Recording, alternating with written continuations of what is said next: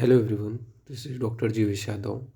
तो चरक संहिता का इंद्रिय स्थान और सूत्रीय स्थान ऑलरेडी हमने कंप्लीट कर लिया है। इस क्लास में हम लोग बात करेंगे निदान स्थान के विषय में।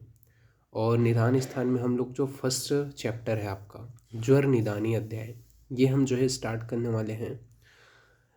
ये जो सीरीज़ है संहिता अध्ययन पेपर 2 का अकॉर्डिंग टू NCSM सिलेबस है। और जितने भी मैंने नोट्स पढ़ाए हैं या जितने भी मैंने अभी तक लेक्चर लिए हैं उन सभी के नोट्स आपको मेरे Telegram channel doctor Jeevesh Yadav notes के ऊपर अवेलेबल हो जाएगा। तो नाउ स्टार्ट करते हैं आज का जो चैप्टर है वो। तो सबसे पहले निदान के देखो, ज्वर निदान अध्याय के अंतर्गत दो चीज़ों का आपको मेंशन करते हुए चीज़ें देखने को मिलेगा। एक आपका आता है निदान पंचक और एक है आपका ज्वर। ठीक है, तो यहाँ पर से दो क्वेश्चंस आपके एग्जाम में बन सकते हैं। एक तो सिर्फ निदान पंचक से बन सकता है और एक आपका ज्वर से क्वेश्चन बन सकते हैं। ओके, तो यहाँ पे अपन इसको भी दो पार्ट में अपन जो है डिस्कस करेंगे। पहला जो पार्ट रहेगा उसमें अपन निदान पंचक के बारे में बात करेंगे कि क्या क्या चीज़ें बताई गई हैं निदान पंचक के अंतर्गत। और दूसरा जो पार्ट रहेगा उसमें हम लोग जो है ज्वर के विषय में बात करेंगे। तो सबसे पहले निदान के पर्याय बताए गए हैं। क्या क्या पर्याय हैं निदान के, तो अगर आप श्लोक याद नहीं कर सकते हो तो आप हिंदी बस याद रख लेना। हेतु निमित्त आयतन, कर्ता कारण प्रत्यय, समुत्थान और निदान। ठीक है, ये निदान के सिनोनिम्स हैं, पर्याय हैं। तो हेतु निमित्त आयतन, कर्ता कारण प्रत्यय, समुत्थान और निदान, ये सभी किसके सिनोनिम्स हैं? निदान के सिनोनिम्स हैं। फिर बात करते हैं निदान के त्रिविध भेद। तो निदान के कितने भेद बताए गए हैं? तो निदान के 3 भेद बताए गए हैं। त्रिविध भेदों का वर्णन मिलता है। पहला है आपका असात्म इंद्रियार्थ संयोग, दूसरा है आपका प्रज्ञापराध, तीसरा है आपका परिणाम। तो आपके निदान के कितने भेद हैं? तो निदान के त्रिविध भेद हैं। पहला है असात्म इंद्रियार्थ संयोग, दूसरा है प्रज्ञापराध और तीसरा है परिणाम। ये आपके निदान के त्रिविध भेद बताए गए हैं, तो ये आपको ध्यान में रखना है। इसके बाद में व्याधि के त्रिविध व द्विविध भेद बताए गए हैं। तो व्याधि के त्रिविध व द्विविध भेद कौन से हैं? ठीक है, इससे भी क्वेश्चन पूछे आते हैं। तो व्याधि के अगर त्रिविध भेद पूछा जाए, त्रि मतलब 3, ठीक है, भेद मतलब टाइप्स, तो त्रिविध भेद कौन से हैं आपके व्याधि के? तो आग्नेय, सौम्य और वायव। ठीक है, जबकि द्विविध भेद के अंतर्गत द्वि मतलब 2, ठीक है, और भेद मतलब टाइप, तो द्विविध भेद के अंतर्गत राजस और तामस को यहाँ पे रखा गया है। ओके, ये आपको ध्यान में रखना है। फिर नेक्स्ट बात करते हैं व्याधि के पर्याय के विषय में। ठीक है, तो वही चीज़ यहाँ पे आपका अगेन आपका जो है ऐड हो गया है। ठीक है, क्या है आपका व्याधि का जो पर्याय है, सिनोनिम्स है वो। तो व्याधि निदान का पर्याय देखा था हमने, व्याधि का पर्याय नहीं देखा था। तो व्याधि का पर्याय है व्याधि आम्य बोला जाता है, क्योंकि आम अवस्था में ही व्याधि की उत्पत्ति होती है। इसे गद भी बोला जाता है, आतंक भी बोला जाता है, यक्षमा भी बोला जाता है, ज्वर तथा विकार भी बोला जाता है। ये सभी किसके पर्याय हैं? व्याधि के पर्याय हैं। तो व्याधि, आम्य, गद, आतंक, यक्षमा, ज्वर, विकार, ये सभी आपके व्याधि के पर्याय हैं। फिर बात करते हैं निदान पंचक के अंतर्गत। तो निदान पंचक में पंचक मतलब 5 चीज़ें। निदान पंचक कितने हैं? तो 5 है। कौन सा?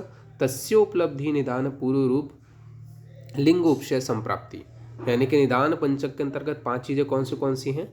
निदान, पहला तो खुद निदान रहेगा, दूसरा आपका पूर्व रूप रहेगा, तीसरा आपका लिंग रहेगा। ठीक है, यानी कि निदान पहला यानी कि जो कॉजेस हैं जिसकी वजह से डिसीज उत्पन्न होते हैं, पूर्व रूप यानी कि जो आपके प्राइमरी जो सिम्टम्स होते हैं, ठीक है, उसके अंदर रूप यानी कि जो लक्षण हैं, सिम्टम्स हैं, वो आपके शो अप होते हैं। फिर आपके अंदर उपशय यानी कि किस प्रकार के आहार विहार का आप सेवन करोगे जिसके वजह से वो व्याधि और बढ़ जाएगी।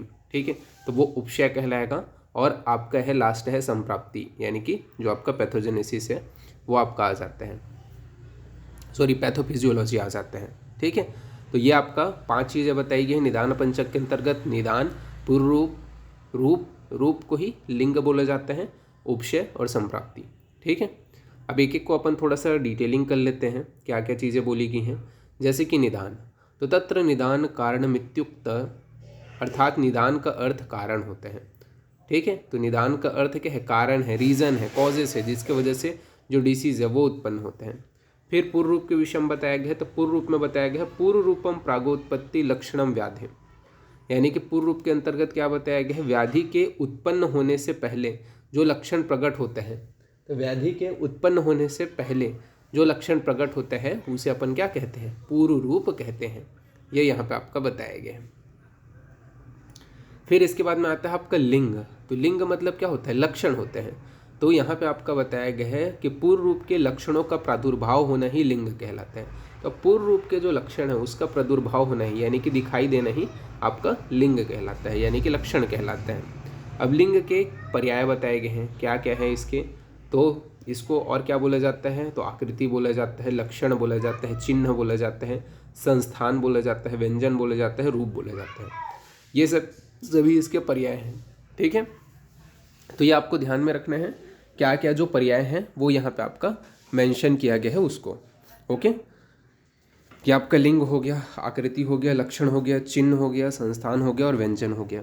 और यहाँ पे जो इसका जो पासवर्ड जो मैं रखूँगा वो आपका रहेगा रूप, जैसा लिखा हुआ है। ठीक है, वैसे ही आपको टाइप करना है, तो ये PDF आपका ओपन हो जाएगा। रूप ही आपको टाइप करना है जैसा लिखा हुआ है, किसका, व्याधि का, लिंग का पर्याय, ये ही आपको टाइप करना है, तो ये PDF ओपन हो जाएगा। ओके, और नेक्स्ट अपन आगे बढ़ते हैं उपशय के विषय में।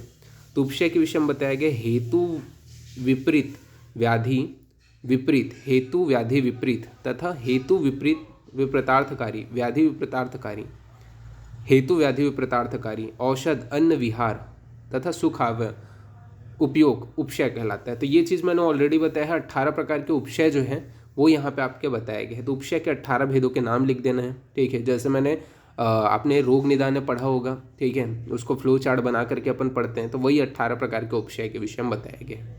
ठीक है, थेरापेटिक जो ट्रायल होता है उसको अपन बोलते हैं। फिर होता है आपका संप्राप्ति, पैथोजेनेसिस। तो संप्राप्ति के विषय में क्या बोला गया है, तो संप्राप्ति के विषय में यहाँ पे आपके पहले तो उसका पर्याय बताया गया है। संप्राप्ति को जाति बोला जाता है और अगति बोला जाता है। ठीक है, फिर संप्राप्ति के भेद हैं कौन सा, सांख्य संप्राप्ति, प्राधान्य संप्राप्ति, विधि संप्राप्ति, विकल्प संप्राप्ति, बल संप्राप्ति और काल संप्राप्ति। ठीक है, तो संप्राप्ति के कितने भेद हैं, 6 भेद हैं, सांख्य, प्राधान्य, विधि, विकल्प, बल और काल, जिसके बारे में डिटेलिंग से आप किसके अंतर्गत, रोग निदान के अंतर्गत पढ़ते हो। ठीक है, तो ये जो है आपका फर्स्ट पार्ट है। ठीक है, जिसके अंतर्गत हमने जो इंपॉर्टेंट टॉपिक्स थे उसको यहाँ पे डिस्कस किया। ठीक है, इसके आगे का जो पार्ट है वो अपन नेक्स्ट क्लास में देखेंगे। तो अभी के लिए इतना ही, थैंक यू।